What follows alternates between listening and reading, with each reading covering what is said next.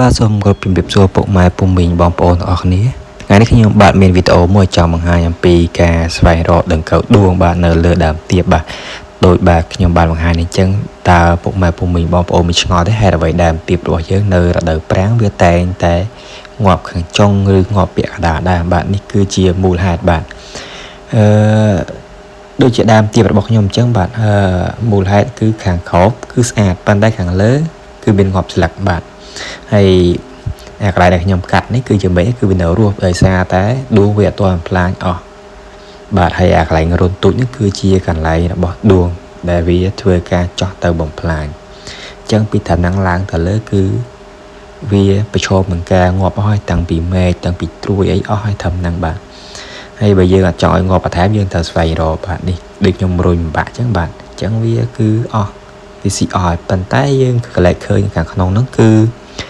មានអាចថ្មីហ្នឹងគឺបានន័យថាដួងគឺវានៅក្នុងហ្នឹងវាអាចនៅខាងលើនិងនៅខាងក្រោមអញ្ចឹងយើងជាក់ស្ដែងគឺយើងរកវត្តមានដួងគឺនៅខាងក្រោមសិនយើងព្យាយាមរកក្រោមឲ្យអស់បើសិនជាវា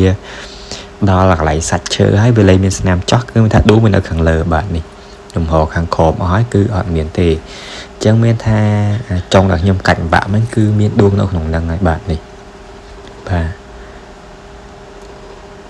ចឹងអត់ដឹងថានៅកន្លែងណាហើយបន្ទាប់មក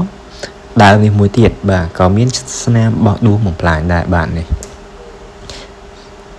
អត់តែស្នាមរុនទូចងាប់ខាងចុងគឺស្នាមដួងបំផ្លាញហើយនេះគឺជាការបំផ្លាញលើមេឃបាទមានមេឃទូចមេឃធំអញ្ចឹងអាស្រ័យទៅលើកន្លែងដែលវាធ្វើការចោះផ្លាញនេះគឺមេឃទូចបាទហើយយើងឃើញធួយខ្ចីហ្នឹងមានថាខាងក្រោមហ្នឹងវាអត់ទាន់ងាប់ទេតែងាប់ខាងលើកន្លែងដែលវាបំផ្លាញឡើងទៅលើបាទហើយចាំមើលទៀតខ្ញុំនឹងបង្ហាញវត្តមានដួងដែលធ្វើការកាន់ចាត់បាទនេះខ្ញុំកាត់ត្រឹមនេះបាទដូចខ្ញុំបញ្ជាក់អញ្ចឹងគឺយើងរកនៅគល់មុនចាំរកនៅខាងចុងកន្លែងដែលវាបំផ្លាញនឹងរួចហើយបាទហើយចាំមើលតិចទៀតនឹងឃើញវត្តមានហើយនេះខ្ញុំព្យាយាមកាត់ខមកខាងកាត់អត់ដាច់នេះមានន័យថាកន្លែងហ្នឹងគឺអត់មានវត្តមានដួងទំផ្លាញខាងក្រោមអញ្ចឹងវានៅកន្លែងមេឃខាងលើប៉ុន្តែអត់ដឹងថានៅថ្នាំងមួយណាទេបាទនេះមេឃហ្នឹងហើយបាទហើយចាំមើលទាំងអស់គ្នាថាវានៅកន្លែងណាបាទនោះបាទគឺស្នាមកាត់ត្រូវបាទនេះជាប្រភេទដួងគឺវាខុសពីដួងទៅលើដំណាំស្វាយបាទហើយដំណាំស្វាយគឺវាដួងធំហើយសនេះគឺពណ៌ក្រហម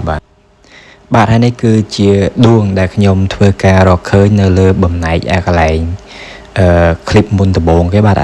ដួងស៊ីបំផ្លាញដើមបាទគឺវាមានទំហំធំជាងដួងដែលស៊ីបំផ្លាញមែកបាទហើយនេះគឺជាលទ្ធផលដែលខ្ញុំធ្វើការកាត់លើកមុនបាទហើយចាប់ដើមធ្លាក់ភ្លៀងមេផ្កាទៀបចាប់ដើមលាស់ត្រួយគេចាប់ដើមលាស់អញ្ចឹងយើងកាត់តាមហ្នឹងគឺវាធ្វើមកតំណឹងហើយនេះ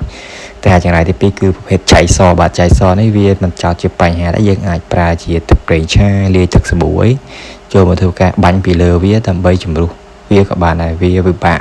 ឬវាស្រួលជាងការកញ្ចាត់ដួងបាទហើយការប្រើប្រាស់ជីរបស់ខ្ញុំធ្លាប់ធ្វើការបត់បង្ហាញពីវីដេអូមុនបាទហើយនេះទៀបបាទបើសិនជាចង់ឲ្យបានទៀបផ្លែទៀបអីអញ្ចឹងបងប្អូនអាចមើលក្នុងវីដេអូបាទហើយដំណាំទៀបនេះគឺងាយស្រួលដាំដុះណាបាទ